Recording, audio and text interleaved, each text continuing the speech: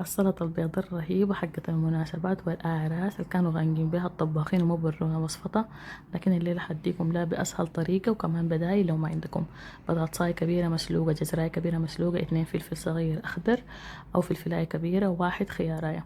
الفكرة كلها إنه نجيب لنا عيشة واحدة فينه نبله بالشوربة حقة الضانة اللي احنا هنعملها بعدين في العيد. أو لو ما عندكم أنا خديت موية دافية عادي بليتهم مسافة، ممكن بدل العيش الفينو 2 توست.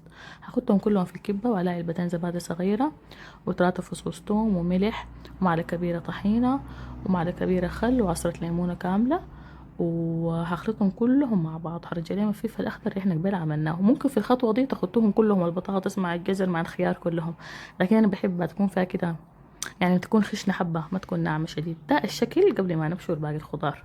بعدك بالمبشره زي ما قلت لكم خيار، نبشر باقي الخضار اللي احنا سلقناهم معاهم الخيار، او نحطهم كلهم في الكبه وبس كده. بعدين اضيف عليهم معلقتين كبيره مايونيز، وبعدين نشوف لو ناقص الملح لو ناقص الثوم ممكن تضيفه. احلى سلطه بيضه ممكن تاكلوها، ما تتخيلوا، ما طبيعيه يا جماعه، رهيبه رهيبه رهيبه رهيبه. بالعيش بالمعلقه بتتاكل خطيره، وبالعافيه عليكم.